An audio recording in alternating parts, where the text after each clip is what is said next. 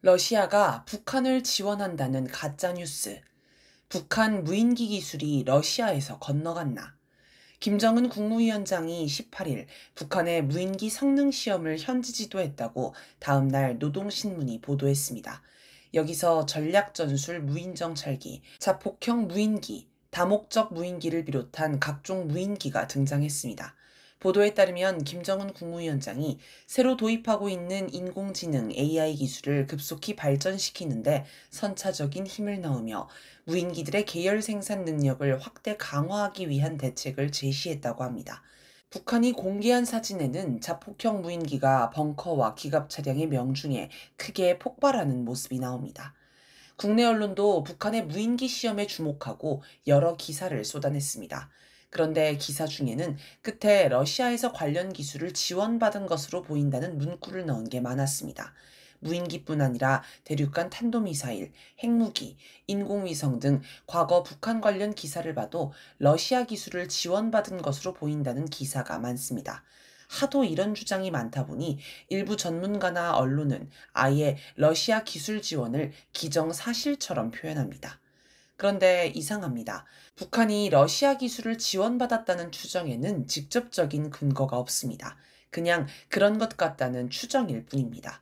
명백한 증거도 없으면서 왜 북한이 뭔가 새로운 기술만 공개하면 러시아 기술을 지원받았다고 하는 걸까요? 이들은 마치 조건반사처럼 북한이 첨단 기술을 개발하거나 뭔가 좋아 보이는 게 등장하면 이런 식으로 분석합니다. 북한의 신기술은 러시아에서 전해준 것이라는 추정이 자꾸 나오는데 혹시 북한에서 그런 추정이 나올 만한 모습을 보인 게 있을까요? 역사적으로 북러 관계가 어떠했는지 살펴봅시다. 2차 세계대전의 운명을 가른 전투. 1941년 6월 22일 독일이 소련을 침공했습니다. 일명 바르바로사 작전이 시작된 것입니다. 인류 역사상 가장 많은 병력을 동원한 단일 군사작전으로 기록된 이 작전으로 독일은 순식간에 레닌그라드, 상트페테르부르크를 포위했고 3개월 만에 모스크바까지 진격했습니다. 반년 만에 소련은 500만 명 가까운 군인이 사상 실종되거나 포로가 되었습니다. 절체절명의 위기에 빠진 것입니다.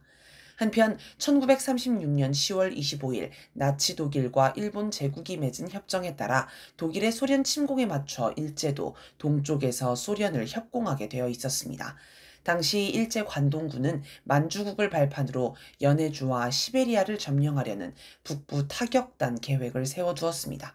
만약 일제까지 소련을 공격하면 소련은 더 이상 버틸 수 없었을 것입니다.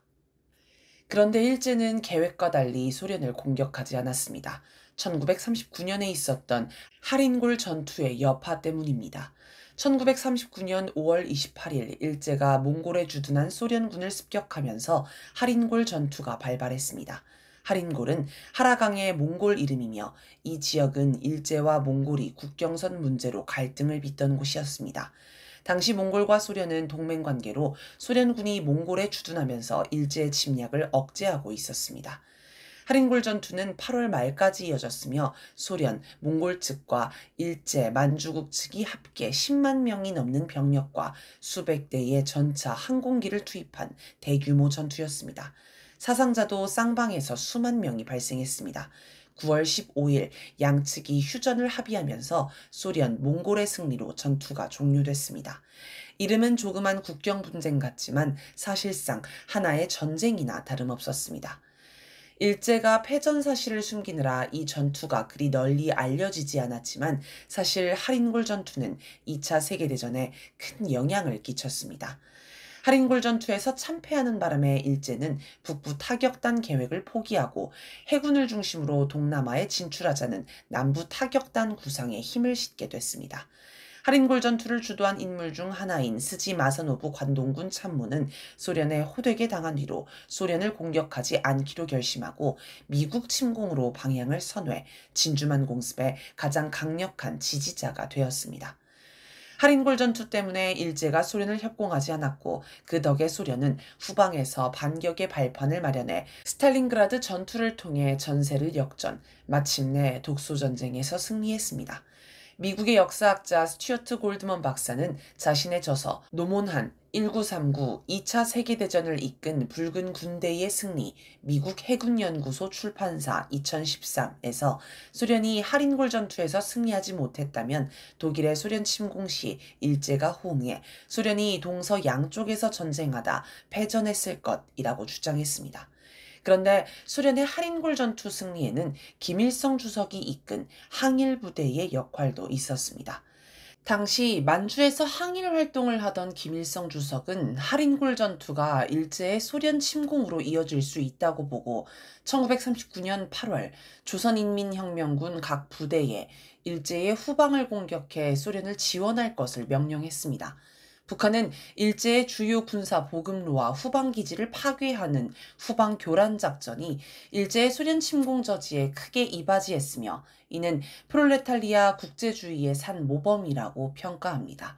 오미영 하린골 전투에 대한 남북한 역사 인식 비교 몽골학 제72호 한국 몽골학회 2023년 2월 157쪽에서 158쪽 당시 조선인민혁명군이 하린골 전투를 지원하기 위해 벌인 전투 가운데 1939년 8월 24일에서 25일 진행한 지린, 길림성, 안투, 안도현의 대사하, 영경향, 대장강, 류수촌 전투를 대표 사례로 꼽을 수 있습니다. 북한의 역사 기록에 따르면 대사하, 대장강 전투는 일제가 하린골에 투입할 제6군을 새로 편성하느라 분주하던 시기에 진행한 교란 작전으로 이틀 동안 일제 군대 500여 명을 소멸했다고 합니다. 훗날 북한에서 인민무력부장 국방부 장관을 역임했던 최연도 이 전투에서 주도적인 역할을 한 지휘관 중 한 명이었습니다. 그의 회상기에 따르면 당시 김일성 주석이 소련을 무장으로 옹호하자는 구호 아래 적 배후 교란 작전 방침을 제출했고 이 명령서를 받은 조선인민혁명군 각 부대가 여러 전투를 벌였다고 합니다. 특히 대사하 전투에서 전사한 양영우 14연대 정치위원은 일제놈들은 우리 조선인민의 불구대천의 원수다. 놈들은 지금 소련을 침공하고 있다. 저 원수들을 한 놈도 남김없이 쳐부수자, 소련을 피로써 옹호하자라고 부대원을 격려하였다고 하는데 이는 당시 장병들이 어떤 목적과 자세로 전투에 임했는지를 보여줍니다. 하린골 전투 이후에도 김일성 주석이 이끈 조선인민혁명군은 만주에서 계속 관동군의 발목을 잡아 일제가 소련을 침공하지 못하게 방해했습니다. 1945년 9월 소련 해군 출판사에서 발간한 책에는 1942년 초 북부 조선에서 조선 빨치산들은 일련의 전투작전으로 22대의 일제 비행기와 2개의 경납고를 파괴하고 2척의 유조선과 92척의 어선을 침몰시켰다라는 기록이 나옵니다. 이에 일제는 관동군의 노조의 슈토쿠 토벌대 사령관이 조선인민혁명군을 쫓아 사령부를 옮기고 관동군은 물론 위만군, 만주국군, 경찰, 철도 경호대, 협화회까지 토벌에 동원해야 했습니다. 또 조선인민혁명군은 정찰을 통해 일제가 소련 만주 국경 지역에 대규모 병력을 집결시켜 소련을 위협했지만 사실 이는 위장이었고 병력이나 무기를 수송하는 척만 했다는 것도 파악했습니다. 이런 정찰 결과를 소련에 전달해 소련이 독일과의 전투에 집중할 수 있도록 보장하기로 했습니다. 당시 소련은 자국 병사를 직접 만주에 투입해 정찰하기에는 외모가 달라 너무 눈에 띄었기 때문에 조선인민혁명군의 정찰에 많이 의존했습니다. 조선인민혁명군은 만주는 물론 한반도와 일본까지 침투해 정찰 정보를 수집했다고 합니다. 이처럼 조선인민혁명군이 소련에 많은 도움을 주었으며 소련, 러시아도 이를 인정합니다. 1945년 9월 소련은 대일 전승 훈장을 제정해 김일성 주석에게 수여했고 1946년에는 적기 훈장을 수여했습니다. 이후 레닌 훈장 2회, 카를 마르크스 훈장 2회 수여도 있었습니다. 이것이 북러 관계에서 지원을 주고받은 최초의 경험입니다. 이 사례는 북한이 러시아, 소련의 지원을 받은 게 아니라 러시아가 북한의 지원을 받은 것입니다. 김일성 주석과 즈다노프 정치국 위원의 대화 김일성 주석은 소련이 일본에 선전포고하기 직전인 1945년 여름 회의 참석을 위해 모스크바를 방문한 적이 있습니다. 이 자리에서 안드레이 즈다노프 소련 공산당 중앙위원회 정치국 위원을 만났습니다. 그는 김일성 주석에게 해방 후 건국을 할 텐데 어떤 지원을 주면 좋겠는지 물어보았습니다. 그러자 김일성 주석은 소련이 독일과 4년 동안이나 전쟁을 했고 앞으로 또 일본과도 큰 전쟁을 치러야 하겠는데 무슨 힘으로 우리를 도와주겠는가? 도와준다면 물론 고맙겠지만 우리는 될수록 자체의 힘으로 나라를 일으켜 세우려고 한다. 힘들더라도 그렇게 하는 것이 장래를 위해서 좋다고 생각한다. 우리나라에는 역대로 사대주의가 망국의 근원으로 존재해왔다. 새 조국을 건설할 때는 사대주의로 인한 폐해가 절대로 없게 하자는 것이 우리의 결심이다. 우리가 기대하는 것은 우리나라에 대한 소련의 정치적 지지다. 소련이 앞으로 국제무대에서 우리를 적극적으로 지지해주고 조선 문제가 조선 인민의 이익과 의사에 맞게 해결되도록 힘써주기 바란다는 취지의 답변을 하였다고 합니다. 그러자 지다노프는 얼마 전에 동유럽의 어떤 나라 사람이 나를 만나자마자 자기 나라는 본래부터 경제적으로 낙후한 데다가 전쟁 피해가 막심해서 난관이 한둘이 아닌데 소련이 큰 집이 된 셈치고 도와주어야겠다고 하였습니다. 당신의 입장과 얼마나 대조적입니까? 이것이 바로 동방과 서방의 차이, 해 뜨는 나라와 해 지는 나라의 차이가 아닌지 모르겠습니다. 라고 말했다고 합니다. 이걸 봐도 북한이 러시아의 지원을 받는 관계는 아니었습니다. 2015년 북한 대홍수. 2015년 8월 22일에서 23일 태풍 고니가 지나가면서 북한의 라선시에 기록적인 폭우가 쏟아졌습니다. 북한 조선중앙통신 보도에 따르면 대홍수 때문에 40여 명의 인명피해, 1070여 동의 주택 파괴, 99동의 공공건물과 철길 51개 파괴, 125정보의 농경지 침수 등 엄청난 피해가 났습니다. 유엔 인도주의 업무조정국 OCHA는 2만 5천여 명의 수재민이 발생했다고 보도했습니다. 피해 현장을 방문한 김정은 국무위원장은 당창건 기념일인 10월 10일까지 복구를 마칠 것을 군대에 지시했습니다.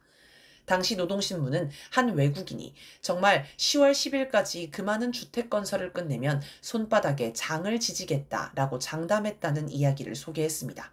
라선 씨는 경제특구로 외국인 사업가도 많이 체류합니다. 노동신문은 한 외국인 사업가가 대홍수로 거리들이 물에 잠기고 집들이 떠내려가는 것을 보고 선봉지구가 다시 일어서자면 몇 해가 걸릴지 모르겠다고 하며 서둘러 자기 나라로 돌아갔다고 소개하기도 했습니다. 복구 건설을 맡은 한 지휘관은 우리는 보란듯이 그 날짜보다 더 빨리 무릉도원을 세워놓을 것이라고 다짐했다고 합니다.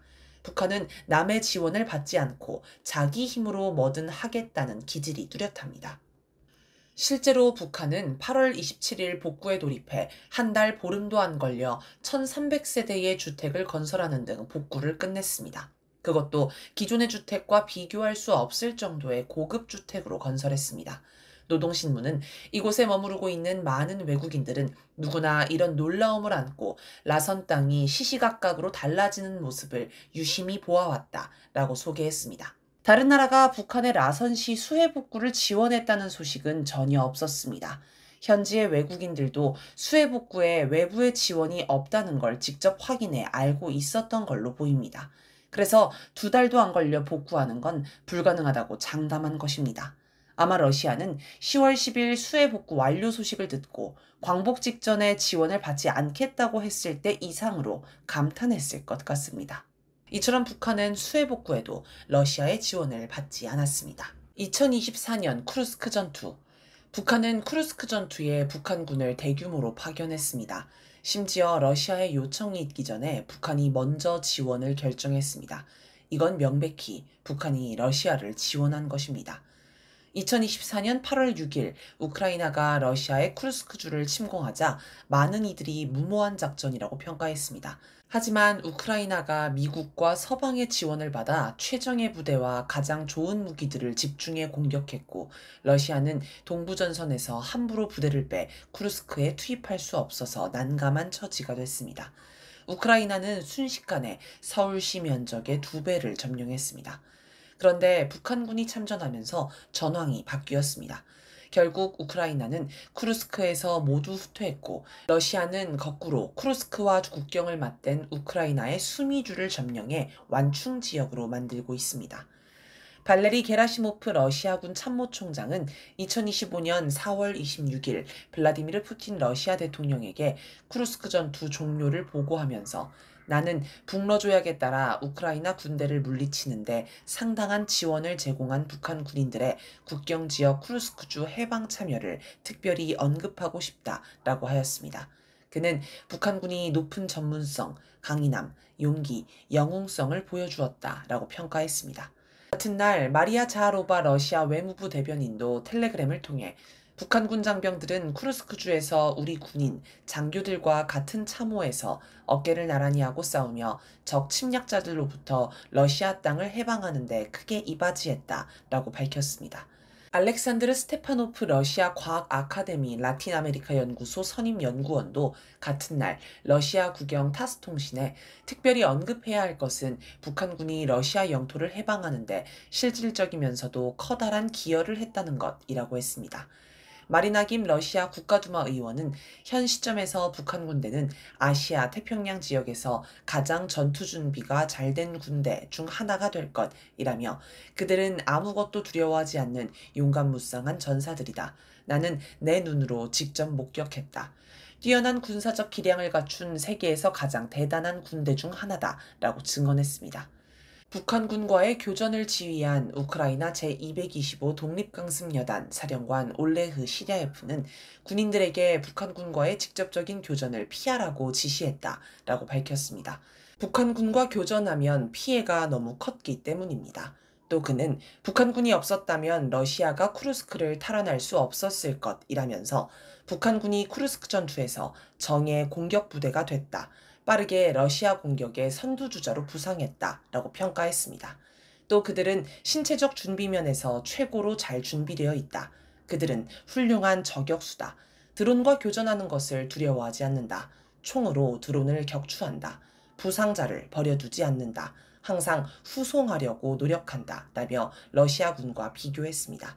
AP통신은 1월 12일자 보도에서 북한군과 교전해본 우크라이나 군인은 북한군이 러시아군보다 더 전문적이고 잘 훈련되었으며 매우 체계적이라고 밝혔다라고 했습니다.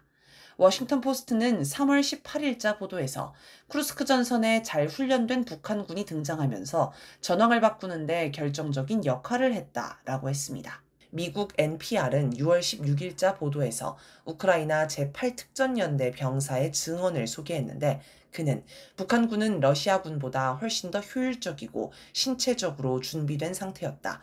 러시아군에게서 관찰한 것보다 훨씬 더 규율적인 전투 방식이었다. 북한 군인이 목숨을 걸고 들판에서 동료들의 시신을 수습하는 모습을 목격했다. 러시아군이 그러는 걸 본 적이 없다. 라고 했습니다. 우크라이나를 방문해 북한군에 관한 정보를 청취한 유용원 국힘당 의원은 우크라이나 특수작전군은 북한군 5명이 러시아군 10명 전투력과 맞먹을 정도로 높은 전투력을 보유했다고 평가했다.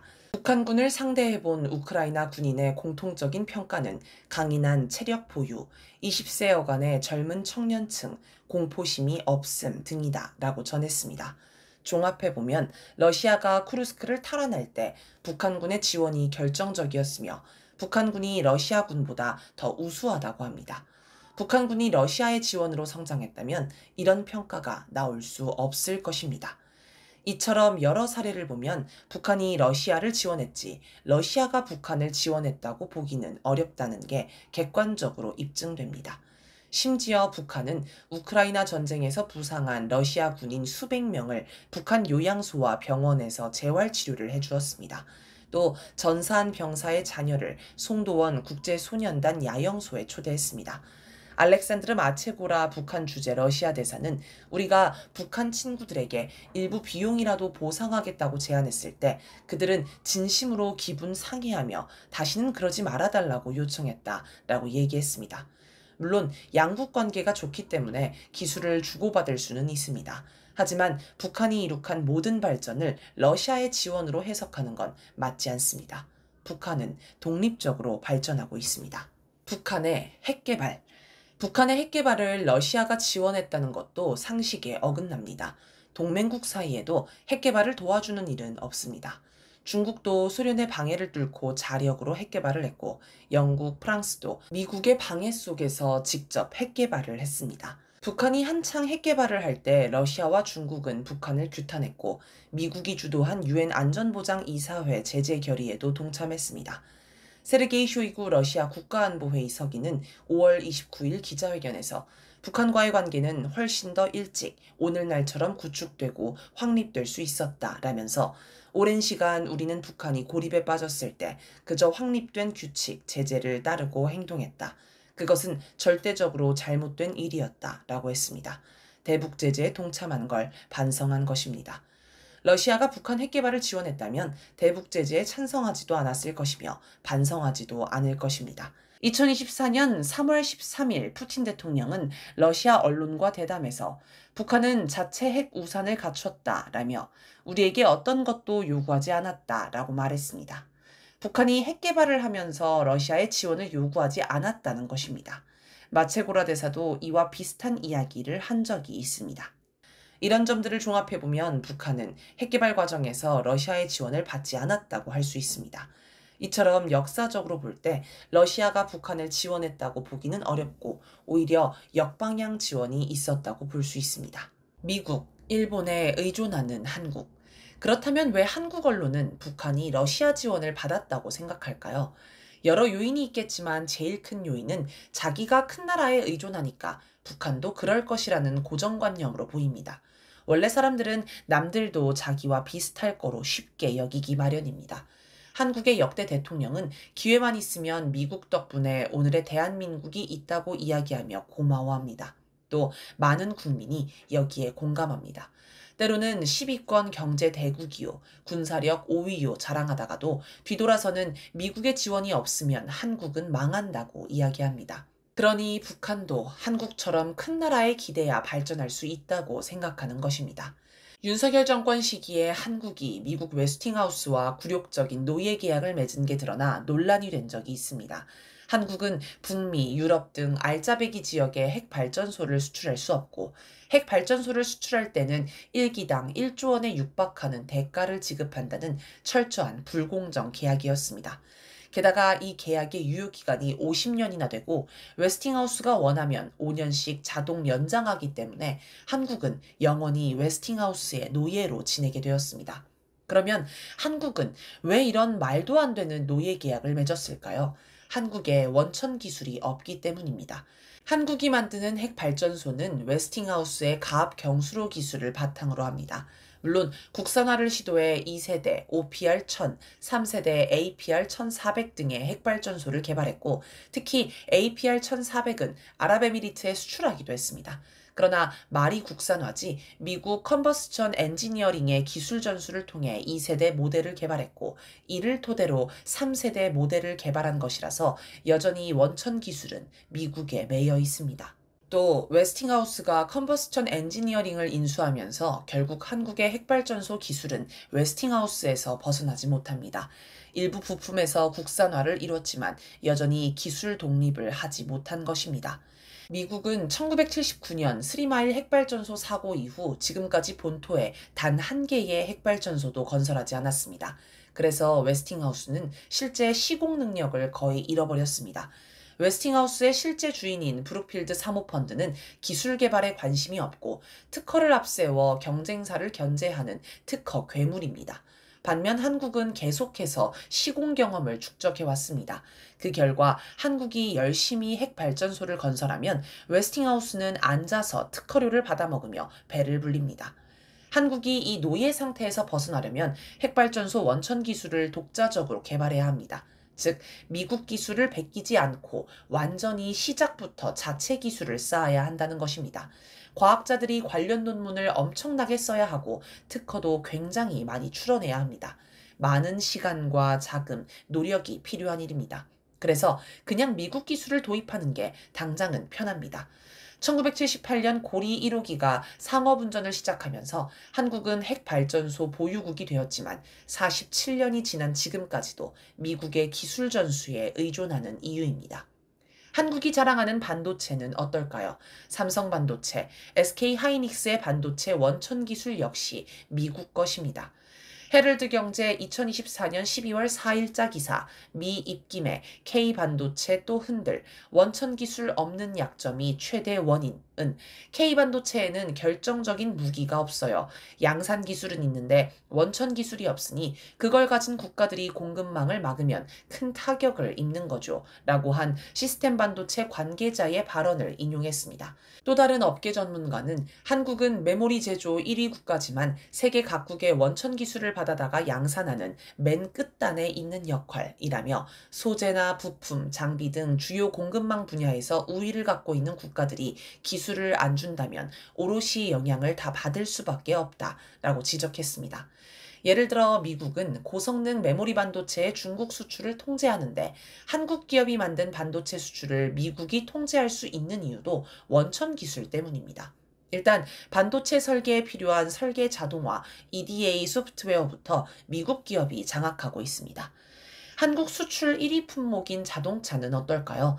한국은 오래전부터 자동차 국산화에 국가적 관심을 쏟아 현재 내연 자동차의 국산화율은 95%가 넘습니다.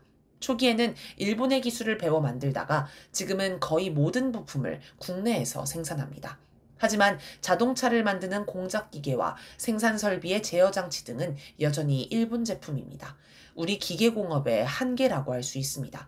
또 전기 자동차나 자율주행차 등 차세대 자동차의 경우 국산화율이 매우 낮습니다. 대부분 외국의 기술과 부품에 의존합니다. 이처럼 한국이 자랑하는 산업을 보면 자기 힘으로 발전한 게 없습니다. 원천 기술도, 자본도, 원료도, 기계도 모두 큰 나라에 의존하고 있습니다. 수십 년을 그렇게 살아왔습니다. 그래서 의존을 당연히 여기는 생각이 완전히 굳어진 걸로 보입니다. 그러니 북한도 당연히 큰 나라에 의존할 것이라고 여긴 것입니다. 미국이 시키는 대로 해야 하는 한국. 단적인 사례로 독자 핵무장을 들 수 있습니다.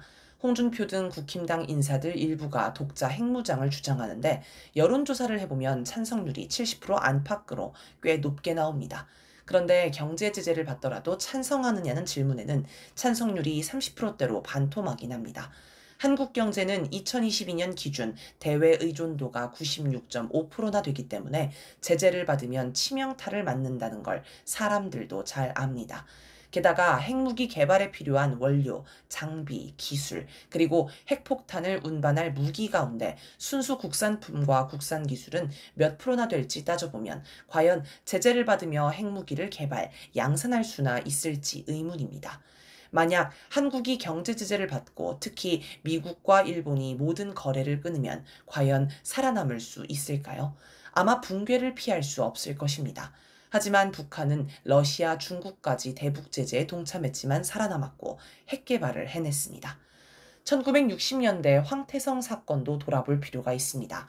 박정희가 친형보다 더 따랐다던 황태성은 1961년 박정희가 쿠데타로 집권하자 남북 협상을 위해 한국에 밀사로 들어왔습니다. 북한에서 무역성 부상을 했던 황태성은 박정희와 직접 통일을 논의할 수 있다고 판단하고 내려온 것입니다. 그러나 미국의 민족주의자 혹은 공산주의자로 의심받고 있던 박정희는 황태성을 간첩 혐의로 체포해버렸습니다. 그러자 미 중앙정보국 CIA가 직접 조사를 한다며 황태성을 넘겨달라고 요구했습니다. 당시는 한미 양해각서에 따라 CIA가 지휘하는 미군 502 군사정보단이 대공용의자 조사에서 우선권을 가지고 있었습니다. 그러나 박정희는 주저했습니다. 자신을 만나러 온 밀사를 미국이 조사하고서 남북 사이에 비밀 접촉을 한다고 판단하면 안 그래도 공산주의자로 의심받는 처지에서 낭패가 될 수 있기 때문이었습니다. 그래서 박정희가 황태성 인계를 거부하자 미국은 원조를 중단하겠다고 위협했습니다. 결국 박정희는 1961년 10월경 미군에게 황태성을 인계하고 원조 밀가루를 받았습니다. 이처럼 폭군으로 군림하던 군부 독재자조차 미국의 뜻을 거스르며 뭐 하나 자기 뜻대로 할 수 없었습니다. 그래서 북한도 큰 나라에 의존하고 큰 나라가 시키는 대로 움직일 거라 믿는 게 아닐까 싶습니다.